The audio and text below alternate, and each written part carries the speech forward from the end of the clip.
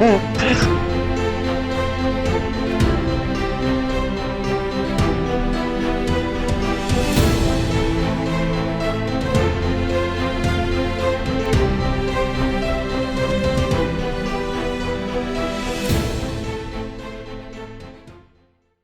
Internet, je crois que c'est mon 6e jour. Les kilomètres défilent parce que je fais un petit peu un marathon pour traverser la Russie, parce que j'ai quand même 7500 km à faire, ou 6500, ça dépend où est-ce que je vais sortir. Alors aujourd'hui je quitte la ville de Saratov.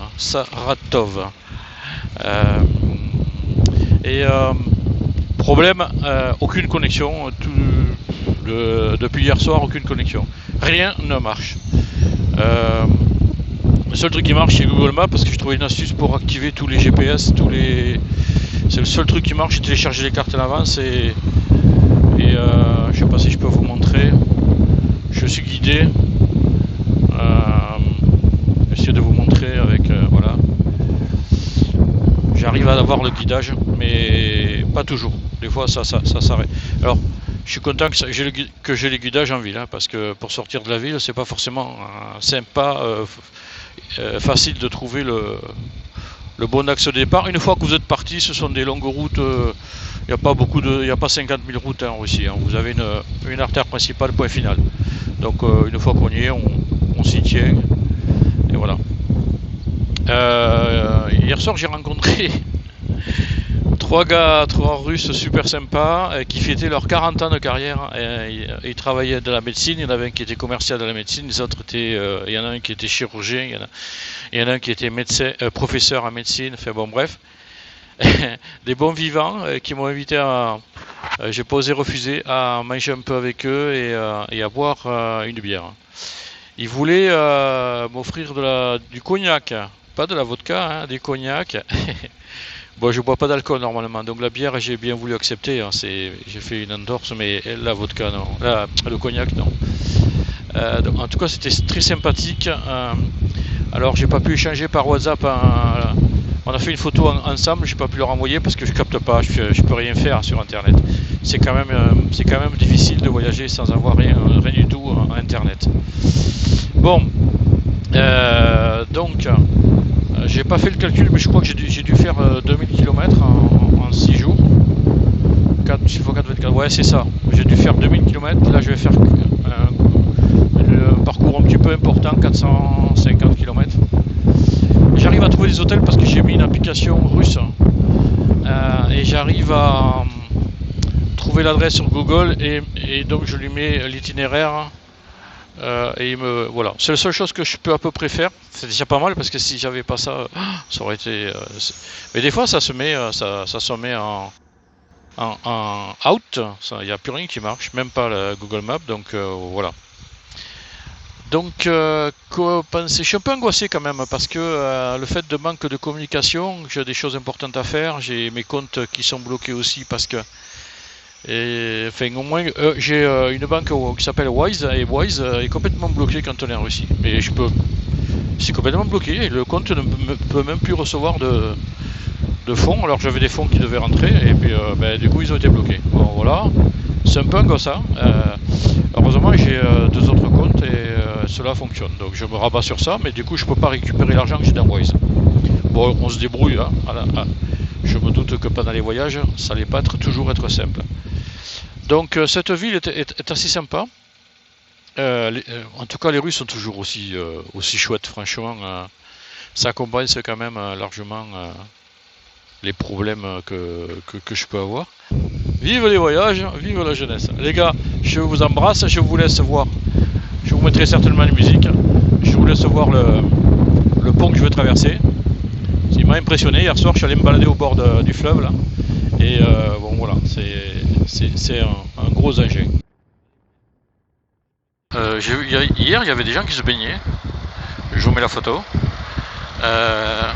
Bon, je sais pas si c'est pollué ou pas, mais en tout cas, c'était sympa. Ça faisait une plage avec du sable, les gens se baignaient. Il y avait un endroit très charmant pour. WhatsApp vient de m'envoyer un message. J'ai reçu un message WhatsApp. C'est bizarre. Alors que jusqu'à maintenant dans la ville, enfin, Le russe hier soir m'a expliqué qu'en ville c'était souvent tout bloqué. Il n'y a qu'à l'extérieur qu'on pouvait capter. Et effectivement, dès que je suis rentré dans la ville, là c'est l'horreur. On avait droit à rien du tout. Oh, c'est impressionnant la longueur du truc. Hein.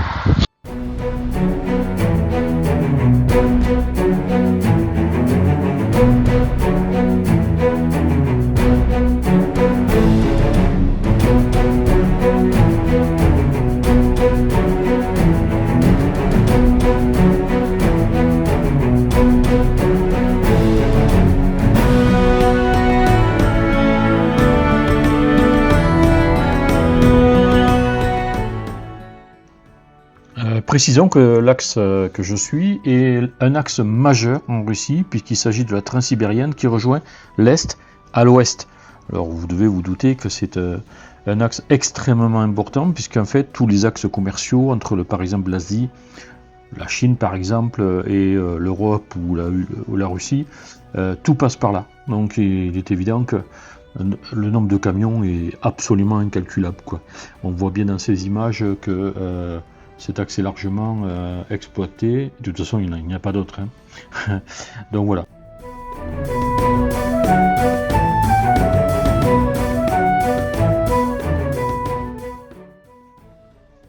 Une autre petite rencontre. Alors, il y a très peu de motards sur la route, mais de temps en temps, on a rencontré. Voici celui-ci. From Skochi to Samara. Okay. I go to Samara. Yes, okay. А я оттуда туда, но сам с Самары. Yes, okay.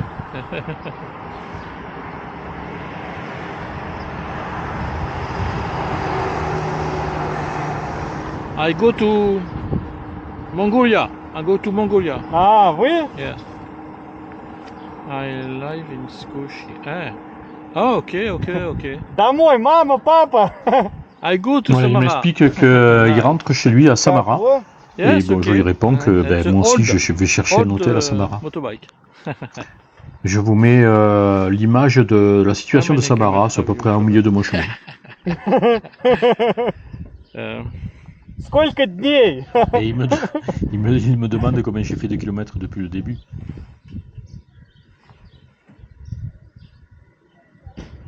Rwanda.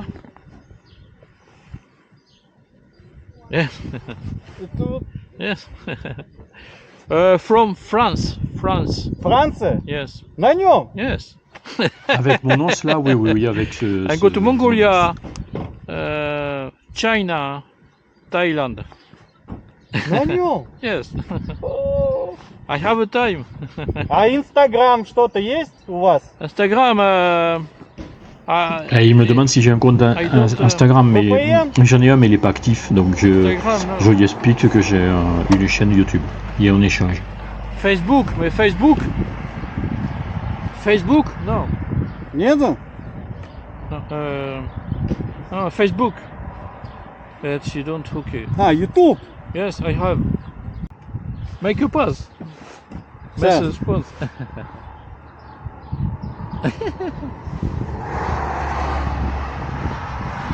J'ai de la chance, je capte. What is your name? Дима. Дима. Jima? Дмитрий. Dimitri? Да. Didier? Dimitri, Didier. Okay. See you when I go. Okay. Bon, ces petits passages de vidéo, il y a quelques longueurs, mais c'est pour vous montrer un petit peu les difficultés de communiquer avec les gens. Mais on finit par y arriver. Mais c'est un petit peu laborieux et encore là, je captais à peu près. Donc quand ça capte pas du tout, ben on ne peut se reporter que sur le téléphone des autres. Есть, да? Yes. I think. Good road. Yes. Yes. Bye. Ciao. Il m'a montré qu'il allait pleuvoir, donc je lui ai montré que bah oui, j'ai déjà mis le pantalon de pluie. Ok. Bye bye.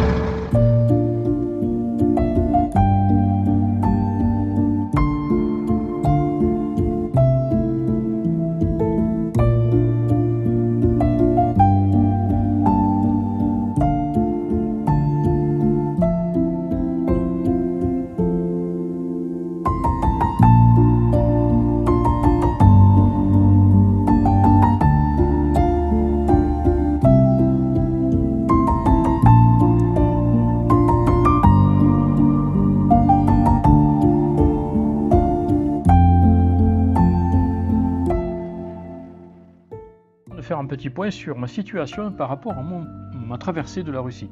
Alors je suis à Omsk. Alors, Omsk, c'est une étape importante pour moi pour deux décisions que je dois prendre. La première, c'est que j'ai décidé de passer, vous voyez, au-dessus de Oulan-Bator, ici, de faire toute la Russie au lieu de traverser la Mongolie, parce qu'il y a une entrée de frontière ici, au lieu de traverser par la Mongolie, de traverser par la Russie directement sur Oulan-Bator. Pourquoi ça?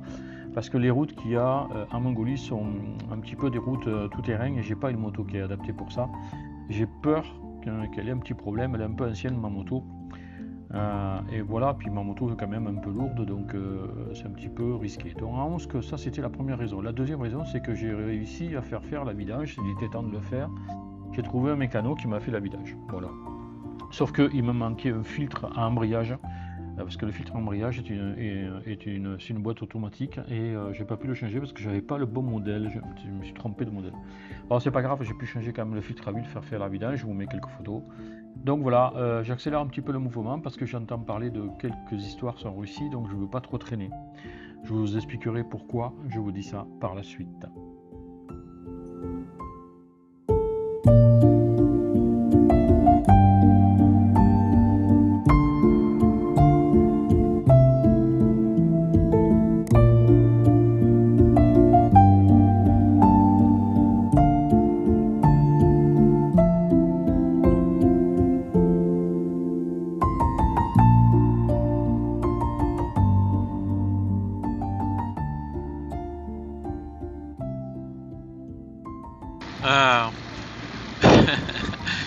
Faut que je vous dise quelque chose quand même, parce que là, ça m'est jamais arrivé.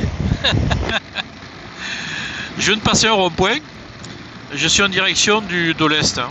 Voilà. Je serai incapable de vous dire la ville de destination, la ville de départ c'est Omsk, O-M-S-K. Voilà, j'ai à peu près 650 km à faire, aujourd'hui c'est une grosse étape. Donc je prends l'axe. Quand je vous dis que c'est des lignes droites ici, c'est des lignes droites. Le GPS m'indique, je vais essayer de vous montrer. Pas évident. Voilà. Prochaine intersection, 506 km. C'est-à-dire que la ligne droite, elle fait 506 km. Alors ça s'appelle une ligne droite, quoi. Voilà, enfin au moins, pas forcément une ligne droite, mais voilà, il n'y a pas beaucoup d'autres routes que celle, la route principale. Bon, les routiers sont très sympas, très corrects au niveau de la route, de la conduite, et franchement, ils sont solidaires avec ceux qui roulent. Et c'est quand même bien parce qu'il y en a énormément de camions. Donc, alors regardez, voilà, regardez bien ce qu'on croise. Deux voitures avec des protections sur le devant. Pas des petites protections, hein. Alors, je vais lancer un petit concours. Je vous pose la question, pourquoi ces voitures sont bardées de grosses protections sur l'avant? Voilà. Pour vous aider, alors le lieu a son importance. Je viens de passer Omsk, O-M-S-K, en Russie, c'est en Sibérie, hein. Et je vais direction plein est. Donc là on a croisé les voitures qui vont de l'est à l'ouest. Et souvent ces voitures ont, regardez, voilà, en voilà une autre. Voilà. Non, j'allais dire une bêtise, donc du coup je le dis pas. Allez, je vous laisse deviner. Bon, c'est toujours le plat pays. Je vous ai montré tout à l'heure 500, je sais pas, 510 km avant la prochaine intersection. Là maintenant il y a 176, donc je m'approche. Et voilà. Sur cette bonne question, je vous laisse. Vous pouvez faire des propositions dans les commentaires. J'y répondrai en tout cas. Voilà.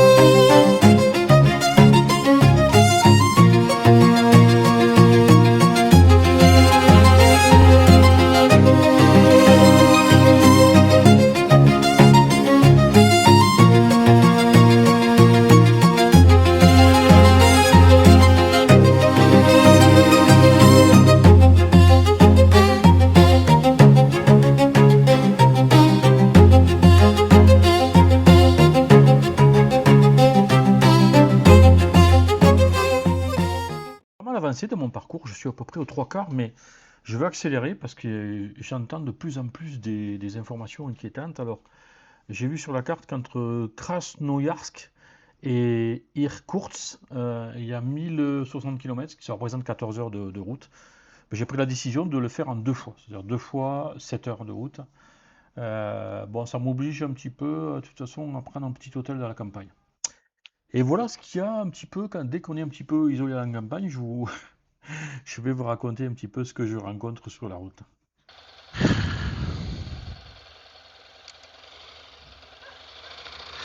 Alors, j'ai une petite devinette pour vous. Je suis en Sibérie, à peu près à 2000 km de la frontière mongolienne. Pourquoi, d'après vous, il y a rarement quelqu'un à l'extérieur dans les villes et villages? Il fait vachement bon, il fait 22 degrés, il est 9h du matin. Dans la journée, ça monte à 29. Il fait super beau, mais il n'y a personne dehors. Je vous laisse cogiter. Je vais vous apporter la réponse dans quelques minutes.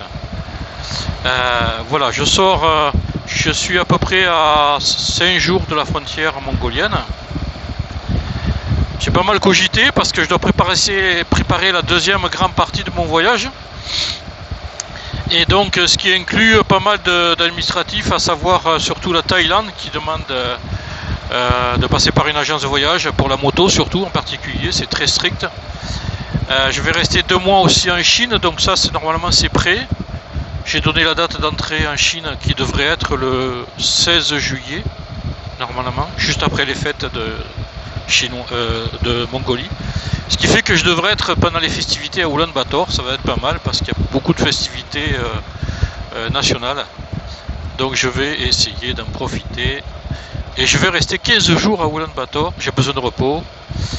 J'aurais fait à peu près 12 000 km en gros, à la louche, hein, et je pense que ça fera un petit peu de bien. Et puis me reconnecter, parce que pour moi, passer 3 semaines non connecté en Russie, c'est quelque chose qui est difficile à vivre, surtout dans la préparation de voyage et le contact avec la famille.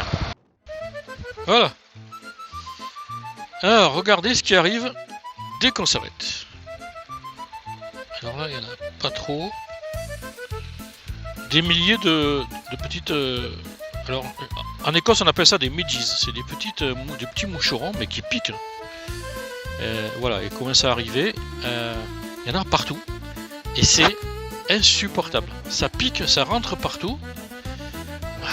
Là, ça y est, ils m'attaquent. Après, j'ai des grosses mouches, ça c'est moins gênant, mais sur ça, surtout, ça pique, quoi. Regardez tout ce qu'il y a. J'en ai sur les lunettes. Hein. Voilà. Ah ben je l'ai écrasé sans faire exprès. Et c'est difficile. Donc voilà, vous avez la réponse à ma question. Je reste pas là. Je reste pas. Hop hop, il s'agit pas de se faire écraser quand même. On va essayer de laisser passer le camion. On va le rassurer. Voilà, ok. Allez, on veut bien me faire piquer mais pas me faire écraser. Salut les gars, à bientôt.